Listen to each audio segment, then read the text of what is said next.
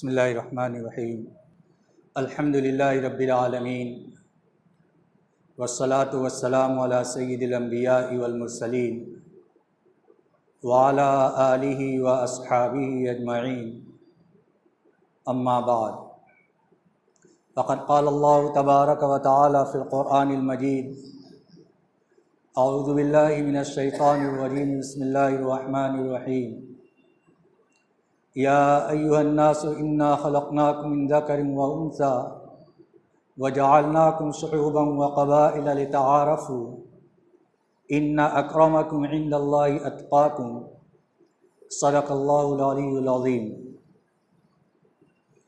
मोहतरम बुज़ुर्गों और अज़ीज़ साथियों, अल्लाह रब्बुल इज़्ज़त ने कुरान पाक की इस आयत के अंदर इरशाद फरमाया, ऐ लोगो, मैंने तुमको एक मर्द और एक औरत यानी आदम और हव्वा से पैदा किया। वजअलनाकुम शुऊबन व क़बाइला लितआरफ़ू, और तुम्हारे दरमियान मुख्तलिफ़ ख़ानदान और मुख्तलिफ़ कबीले बनाए ताकि तुम आपस में एक दूसरे को पहचान सको। इन्ना अक्रमकुम इंदल्लाहि अत्क़ाकुम, बेशक अल्लाह के नज़दीक तुम में सबसे ज़्यादा मुअज़्ज़ज़ वो शख्स है जो तुम में सबसे ज़्यादा तक़वा वाला है।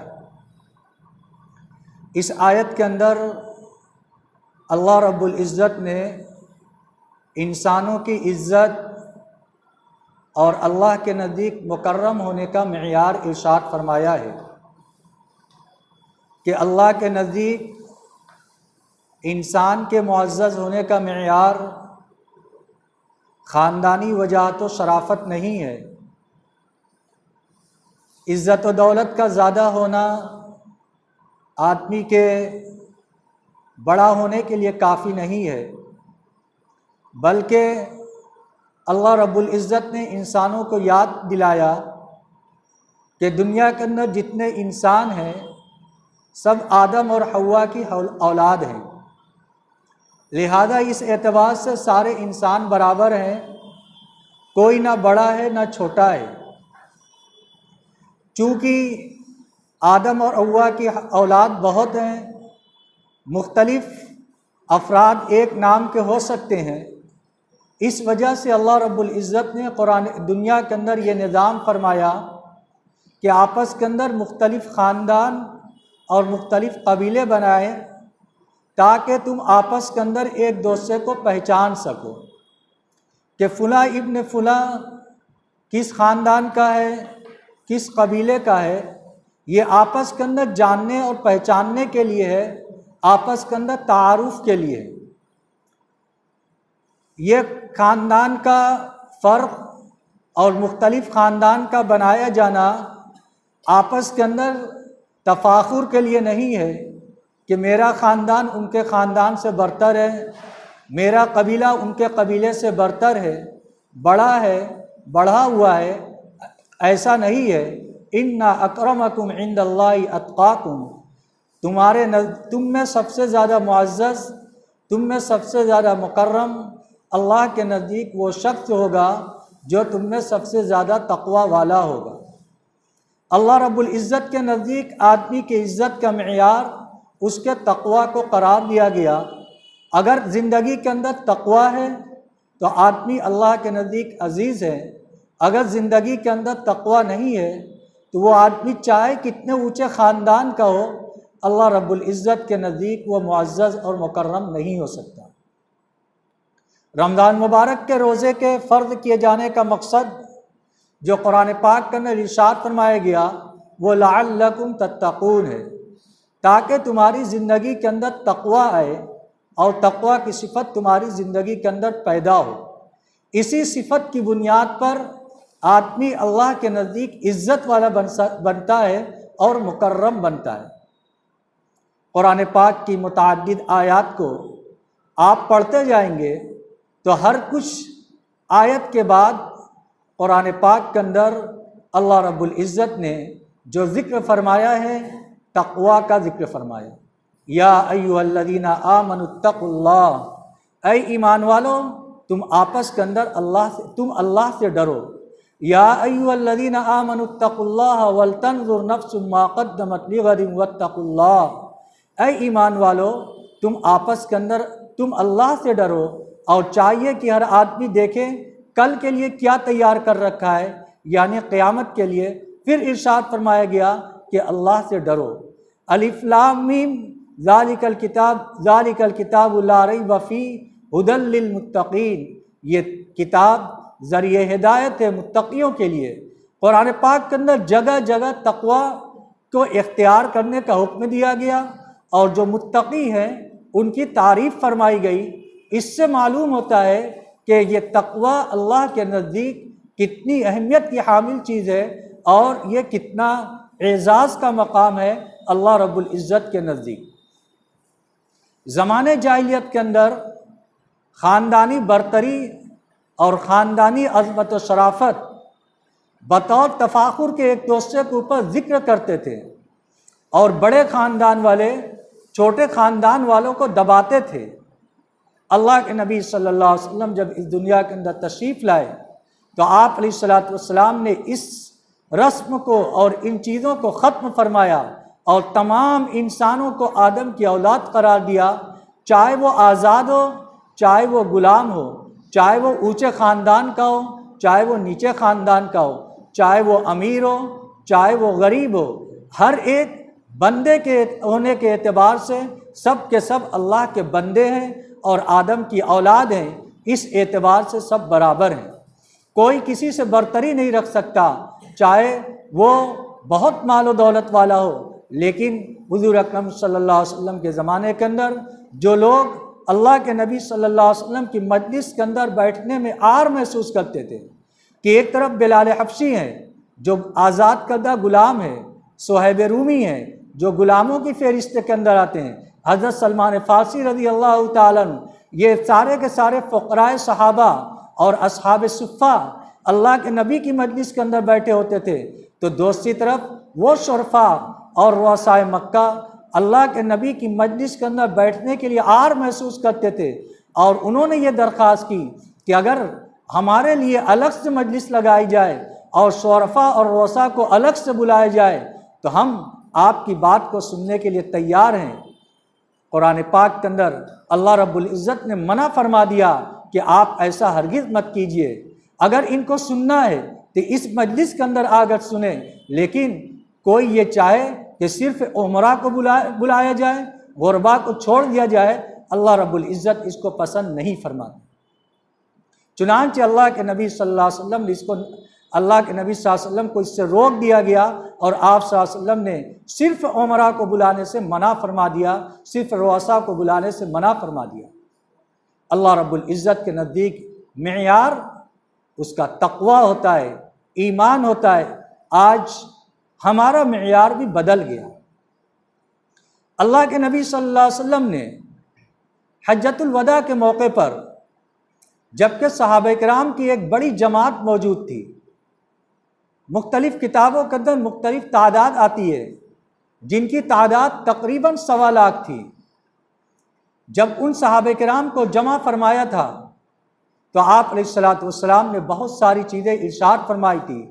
अहादीस की किताब के अंदर वो खुतबा जो खुतबत हज्जतुल वदा के नाम से मशहूर है वो मनक़ूल है और लंबा खुतबा अल्लाह के नबी सल्लल्लाहु अलैहि वसल्लम ने दिया था और वो आखिरी हज था आपका और वो आखिरी खुतबा था जिसके अंदर आप अलैहिस्सलातु वस्सलाम ने बहुत सारी वसीयतें और ताकीदी हुक्म इरशाद फरमाया था, बहुत सारी रस्म व रिवाज को उस जगह पर ख़त्म फरमाया था और आप अलैहिस्सलातु वस्सलाम ने इरशाद फरमाया था कि जाहिलियत के तमाम मरासिम मैं यहाँ पर अपने पैरों तले कुचल रहा हूँ।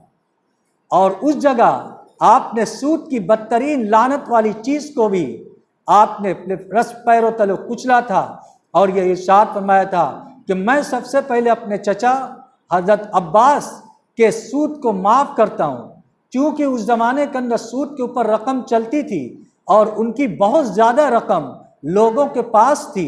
हज़रत अल्लाह के नबी सल्लल्लाहु अलैहि वसल्लम ने सबसे पहले अपने घराने से इब्तिदा फरमाई कि मैंने इनकी रकम को माफ़ फरमा दिया और आपने अपने पैरों तले उस बुरी चीज़ों को रौंद दिया और सूद को हमेशा के लिए हराम करार दे दिया गया। कुरान पाक के अंदर भी इसकी ममानत आई। उस जगह आपने इरशाद फरमाया था, ला फज़्ल लि अरबिय्यिन अला अजमी, अरबी अपने आप को अफजल समझते थे अजमी के मुकाबले के अंदर। अरबी गैर अरब को अजमी कहते थे। अजमी का मतलब गूंगा। अरब वाले ये कहते थे कि जो गैर अरब है वो मेरे मुकाबले गूंगे हैं, उनको बोलने का शऊर नहीं है। अहले अरब अपने आप को इस एतबार से अजमियों से अफजल समझते थे। अल्लाह के नबी सल्लल्लाहु अलैहि वसल्लम ने उस दिन इरशाद फरमाया, ला फज़्ल लि अरबिय्यिन अला अजमी, कोई इस एतबार से कि मैं अरबी हूँ वो अजमी है, अरबी को अजमी के ऊपर फजीलत हासिल है, तो आपने इरशाद फरमाया किसी अरबी को किसी अजमी के ऊपर कोई फजीलत हासिल नहीं। आपने इरशाद फरमाया किसी गोरे को किसी काले के ऊपर कोई फजीलत हासिल नहीं, कि एक आदमी गोरा है एक आदमी काला है।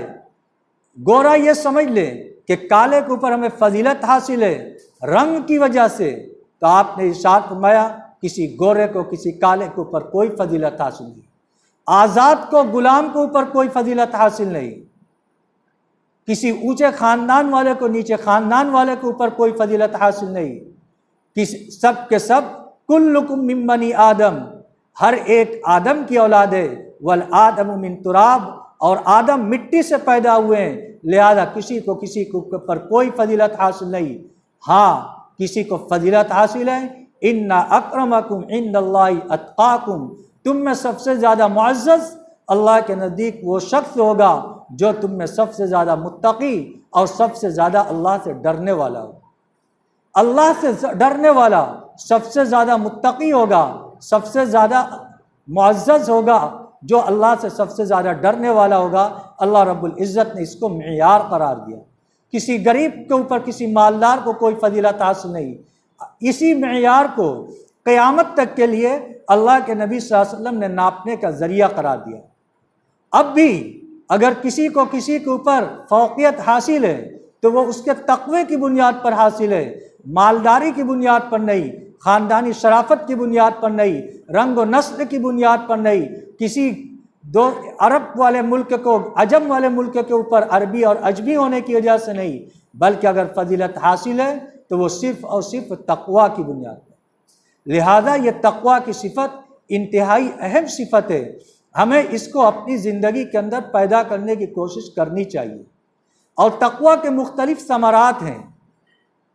जब आदमी की ज़िंदगी के अंदर तक़वा आता है, अल्लाह का डर आता है, तो अल्लाह रब्बुल इज़्ज़त उसके लिए मुख्तलिफ तरह की रहमतें नाज़िल फरमाते हैं। मसलन कुरान पाक के अंदर अल्लाह रब्बुल इज़्ज़त ने एक बस्ती के सिलसिले में इरशाद फरमाया, वलौ अन्न अहलल क़ुरा आमनू वत्तक़ौ लफ़तहना अलैहिम बरकातिम मिनस समाई, कि अगर ये बस्ती वाले ईमान ले आते और तक़वा इख्तियार करते तो हम इनके ऊपर आसमान से बरकत के दहाने खोल देते। फिर वो कहाँ से खाते? लाअकलू मिन फ़ौक़िहिम, तो वो लोग ऊपर से खाते, ज़मीन के नीचे से खाते, हर तरफ से अल्लाह रब्बुल इज़्ज़त उनको रिस्क देता। किस बुनियाद पर देता? तक़वा की बुनियाद पर देता। वमन यत्तक़िल्लाह यजअल लहू मख़रजा व यरज़ुक़हु मिन हैसु ला यहतसिब। कुरान पाक के अंदर इरशाद फरमाया गया कि जब आदमी तक़वा को इख्तियार करता है तो अल्लाह रब्बुल इज़्ज़त उसके लिए निकलने का ज़रिया बना देते हैं। अगर तंगी के अंदर परेशान होता, तंगी का शिकार होता है, तो उस तंगी से उसको आफ़ियत अता फरमाते हैं और उसको ऐसी जगह से रोज़ी अता फरमाते हैं कि उसको वहम गुमान भी नहीं होता कि इस जगह से हमें रोज़ी मिल सकती है। आदमी रिस्क के अंदर परेशान है तो उस रिस्क की परेशानी से निकलने का हल तक़वा है। चुनांचे किताबों के अंदर वाक़या मज़कूर है। हज़रत अब्दुल्लाह इब्न उमर रज़ी अल्लाह तआला अन्हु एक मरतबा सफ़र फरमा रहे थे, जंगल के अंदर जा रहे थे, पहाड़ों के ऊपर देखा कि एक चरवाहा बकरियों को चरा रहा है। हज़रत इब्न उमर रज़ी अल्लाह तआला अन्हु ने उसको आज़माने के लिए कहा कि तुम एक बकरी मुझे दे दो, मैं इसके दूध को इस्तेमाल करूँगा, उसको ज़बह करके इसका गोश्त इस्तेमाल करूँगा। उस चरवाहे ने कहा कि मैं इस बकरी का मालिक नहीं हूँ, मैं इसका चरवाहा हूँ, इसका मालिक कोई और है। हज़रत इब्न उमर रज़ी अल्लाह ताला ने उससे कहा कि दो सूरत है, एक तो ये कि तुम मुझसे कुछ पैसा ले लो और इस बकरी को मुझे दे दो, तुम्हारा फ़ायदा हो जाएगा। अगर ये भी नहीं करते तो इतनी सारी बकरियां हैं, जब तुम वापस जाना तो मालिक से ये कह देना कि एक बकरी को भेड़िया खा गया। और आमतौर से ऐसा होता है कि भेड़िया बकरियों को खा लेता है, और जब तुम इसको मालिक को बयान करोगे तो वो तुम पर नाराज़ नहीं होगा, क्योंकि मामूल के मुताबिक ऐसा होता है। हज़रत इब्न उमर रज़ी अल्लाह ताला अन्हु से जब उस चरवाहे ने ये जुमला सुना तो उस नौजवान ने, उस चरवाहे ने ये कहा, फ़अैन अल्लाह, ऐ फुला, तुम तो मुझसे ये कह रहे कि मैं जाकर मालिक से ये कह दूं कि बकरियों को भेड़िया ने खा लिया, लेकिन ये बतलाओ कि मैं अल्लाह को क्या जवाब दूंगा? मालिक तो अगरचे यहाँ पर मौजूद नहीं है, लेकिन अल्लाह तो मौजूद है, वो मुझे देख रहा है, मैं अल्लाह को क्या जवाब दूंगा? फ़अैन अल्लाह, अल्लाह कहाँ चला गया है? वो तो हमें देख रहा है।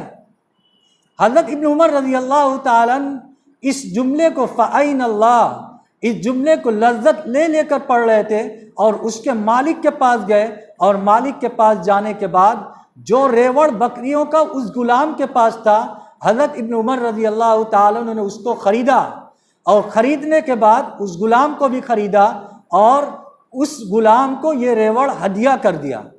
देखिए, उसकी ज़िंदगी के अंदर तक़वा था। उस गुलाम को ये शानो गुमान में भी नहीं था, वो कभी सोच भी नहीं सकता था कि मैं आज़ाद हूँगा और इन बकरियों का मैं मालिक हो जाऊँगा। जब उसकी ज़िंदगी के अंदर तक़वा आया, अल्लाह का डर पैदा हुआ और उसका इजहार उसके इस जुमले से फ़अैन अल्लाह से हुआ, तो अल्लाह रब्बुल इज़्ज़त ने उसके लिए रिस्क का ये एहतमाम फरमाया कि हज़रत इब्न उमर रज़ी अल्लाह ताला अन्हु ने उस गुलाम को ख़रीद कर भी आज़ाद किया और उस बकरी के रेवड़ को का भी उसको मालिक बना दिया। इसलिए अल्लाह रब्बुल इज़्ज़त ने कुरान पाक के अंदर इरशाद फरमाया, जब आदमी तक़वा इख्तियार करता है तो इस तक़वा की बुनियाद पर अल्लाह रब्बुल इज़्ज़त रिस्क की तंगी से रिस्क की तंगी ख़त्म फरमा देते हैं और उसको ऐसी जगह से रोज़ी अता फरमाते हैं जहाँ से उसको शान गुमान भी नहीं होता। मशहूर वाक़या है, हज़रत उमर रज़ी अल्लाह ताला के ज़माने के अंदर हज़रत उमर रज़ी अल्लाह ताला जब रात के वक्त गश्त फरमा रहे थे तो आपने देखा कि एक मकान से आवाज़ आ रही है कि बेटी आज दूध के अंदर पानी मिला लो, इसलिए कि दूध कम हुआ है। बेटी ने कहा कि अमीरुल मोमिनीन ने दूध के अंदर पानी मिलाने से मना फरमाया है। तो उसकी वालदा ने कहा कि अमीरुल मोमिनीन इस वक्त कहाँ मौजूद हैं? तो उस बेटी ने जवाब दिया, अगरचे अमीरुल मोमिनीन मौजूद नहीं है, लेकिन अल्लाह तो मौजूद है जिसने हमें अमीरुल मोमिनीन की इताअत का हुक्म फरमाया है, लिहाजा मैं दूध के अंदर पानी नहीं मिलाऊंगा। हज़रत उमर रज़ी अल्लाह ताला अन्हु ने उस मकान के ऊपर निशान लगा दिया। सुबह के वक्त माँ और बेटी को अपने पास बुलाया और बाद में उस बेटी का निकाह अपने बेटे आसिम से फरमाया और इनकी नस्ल से हज़रत उमर इब्न अब्दुल अज़ीज़ रहमतुल्लाह अलैह पैदा हुए, जिनकी खिलाफत राशिदा के तर्ज पर थी। और इनकी ज़िंदगी के अंदर तक़वा का ये हाल था कि उनके ज़माने के अंदर एक घाट के ऊपर भेड़िया और बकरियां दोनों पानी पिया करते थे और भेड़िया बकरियों के ऊपर हमला नहीं करता था। ये तक़वा का हाल था। फिर एक दिन इनकी सल्तनत, इनके ज़माने खिलाफत के अंदर एक भेड़िए ने बकरी के ऊपर हमला कर दिया। एक बुजुर्ग को इसकी इत्तला मिली तो उन्होंने फ़ौरन कहा, ज़रा मालूम करो, ऐसा तो नहीं कि अमीरुल मोमिनीन इस दुनिया से चले गए। मालूम किया गया तो पता चला उसी वक्त जिस वक्त उनका इंतकाल हुआ था, उसी वक्त भेड़िए ने बकरे के ऊपर हमला कर दिया। क्यों? इसलिए कि जो तक़वा उनकी ज़िंदगी के अंदर था और जिस तक़वे के वो इमाम थे, जो अदल व इंसाफ उनके पास था, वो उस वक्त इस दुनिया से चला गया तो भेड़िए ने भी जुल्म की इब्तिदा कर दी और नाहक बकरियों के ऊपर हमला कर दिया। इसलिए अगर हम दुनिया के अंदर आफात से हिफाजत, रिस्क से की तंगी से आसाइश और अल्लाह के नज़दीक मुअज़्ज़ज़ बनना चाहते हैं तो सबसे बेहतर तरीक़ा ये कि हम अपनी ज़िंदगी के अंदर तक़वा को इख्तियार करें। अल्लाह रब्बुल इज़्ज़त हम सब को कहने सुनने से ज़्यादा अमल की तौफ़ीक़ अता फ़रमाए। व आखिरु दावाना अनिल हम्दुलिल्लाहि रब्बिल आलमीन। ऐलान ये है कि इस दौर के अंदर जहाँ पर दारुल उलूम देवबंद के मुख्तलिफ़ असातिज़ा किराम कोरोना की चपेट के अंदर आकर इस दुनिया से जा चुके हैं, जिसके अंदर पिछले साल हज़रत मुफ्ती सईद साहब दामद रहमतुल्लाह अलैह, फिर उसके बाद इसी साल हज़रत मौलाना नूर आलम साहब खलील अमीनी, मुफ्ती अमीन साहब की अहलिया, दारुल एहतमाम के दफ्तर के पेशकार, कुतुब खाना के नाज़िम और इसके अलावा मुतअद्दिद लोग इस मरतबा दारुल उलूम देवबंद के इस कोरोना की वजह से इस दुनिया से जा चुके हैं। इस वक्त दारुल उलूम देवबंद के उस्ताद और जमीयत उलमा हिंद के सदर हज़रत मौलाना कारी उस्मान साहब दामद बरकातुहू सख्त बीमार हैं, मैदानता के अंदर भर्ती हैं और वेंटिलेटर के ऊपर हैं। आप हज़रात से गुजारिश है कि अपनी खुसूसी दुआओं के अंदर ख़ास तौर से इजाफ़ा फरमा दें और उनके लिए भी दुआ करें और जितने बीमार हैं हर एक के लिए खुसूसी दुआ करें।